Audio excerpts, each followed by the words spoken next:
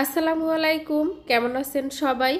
আজ আমি কচু দিয়ে এমন মজার একটি রান্না করব, বলতে গেলে ইউনিক একটা রেসিপি যেটা আমি কোনোদিন কখনো খাইনি। তো সেই রেসিপিটাই আমি আপনাদের সাথে শেয়ার করব। প্রথমে এখানে আমি একটা কচু নিয়ে নিয়েছি, আর এই কচুটার নাম হচ্ছে নারিকেলি কচু। আমি এর আগে কোনোদিনও খাইনি। তো কচুটা আমি অর্ধেক রান্না করব, অর্ধেকের একটু কম রান্না করব। আর যে কচুটার গর্ত গর্ত দেখছেন, ওই কচুর যে ওখানে অঙ্কুর দিয়েছিল, ওইগুলো আমি চাকু দিয়ে ভালো করে গোল করে একটু কেটে নিয়ে এরপরে টবের মধ্যে লাগিয়েছি, দেখি এই কচুটা হয় কি না। আর এই তো কচুটা আমি এখন ছিলে ভালো করে মোটা মোটা করে ছিলে নিয়েছি। এখন পাতলা পাতলা গোল গোল করে কেটে নেব। আমার হঠাৎ করেই কেন যেন এরকম একটু কচু খেতে ইচ্ছে করছিল, মানে এরকম রান্না করে। তো যখন কচুটা নিয়ে এসেছে তখন ভাবলাম এরকম করে একটু রান্না করব। সবগুলো কচু আমি পাতলা করে গোল করে কেটে নিয়েছি। এখন একটা কড়াইতে পানি গরম করতে দিয়েছি, আর আমি এখানে একটা নারিকেল কুড়িয়ে এরপর ব্লেন্ডার করে এই গরম পানি থেকে একটু পানি নিয়ে আমি নারিকেল থেকে দুধটা বের করে নিয়েছি। আর এখানে কচুটা আমি একটু 2-3 মিনিটের মতো ভাপিয়ে নিয়েছি।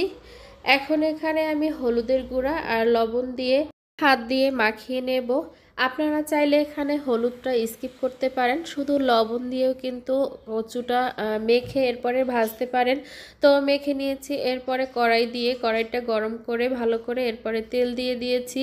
তেলটা গরম হলে একটা একটা করে আমি কচুর স্লাইস দিয়ে দিচ্ছি, আর কচুটা হালকা করে আমি ভেজে নেব। আর এই তো দুইটা সাইড আমি হালকা করে ভেজে নিয়েছি, সুন্দর একটা কালার আর সুন্দর একটা স্মেল আসার জন্য। কচুটা রান্না করার পরে যেন সুন্দর একটা কচু ভাজা ভাজা গন্ধ আসে, এই কারণে আমি কচুগুলোকে হালকা করে একটু ভেজে নিচ্ছিলাম। আর এই তো সবগুলো কচু আমি ভালো করে ভেজে নিয়েছি, এখন তেল থেকে উঠিয়ে নেব। এরপরে একই তেলের মধ্যে আমি 2টা বড় সাইজের পেঁয়াজ কুচি করে এরপরে দিয়ে দিয়েছি। আর এখন আমি এই পেঁয়াজের ব্রেস্তা করে নেব।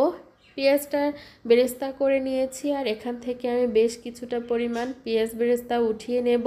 আর বাকি যেই বেরেস্তা থাকবে ওই বেরেস্তার মধ্যে আমি রসুন বাটা আর আদা বাটা দিয়ে দেব। এখানে বেশি পেঁয়াজ দেব না, তাহলে রান্নাটা টক হয়ে যাবে, খেতে ভালো লাগবে না। এই তো এখন ভালো করে কষিয়ে নেব। আর এখন এর মধ্যে একটু আমি নারিকেলের যে দুধটা বের করে রেখেছিলাম ওইটা দিয়ে দিলাম। এখন এখানে আমি শুকনো মশলাগুলো অ্যাড করে দেব। প্রথমে স্বাদমতো লবণ দিয়ে দিয়েছি, এরপরে হলুদের গুঁড়া, মরিচের গুঁড়া আর একটুখানি জিরার গুঁড়াও অ্যাড করে দিয়েছি। এখন ভালো করে নেড়ে চেড়ে মশলাটাকে কষিয়ে নেব, আর খুব সুন্দরভাবে কিন্তু মশলাটা কষাতে হবে। এরপরে আমি ভেজে রাখা কচুগুলো দিয়ে দেব, আর এখন নারিকেলের দুধ দিয়ে দেব।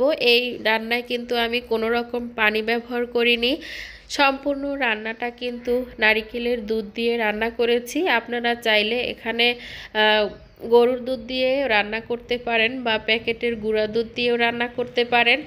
এই তো কচুটা খুব সুন্দরভাবে কিন্তু সিদ্ধ হয়ে গেছে। আমি মাঝে মাঝে একটু নিচে হালকা করে নেড়ে দিচ্ছিলাম যাতে করে সবগুলো কচু ভেঙে না যায়। খুব সুন্দরভাবে সিদ্ধ হয়ে একেবারে মোমের মতো গলে গেছে।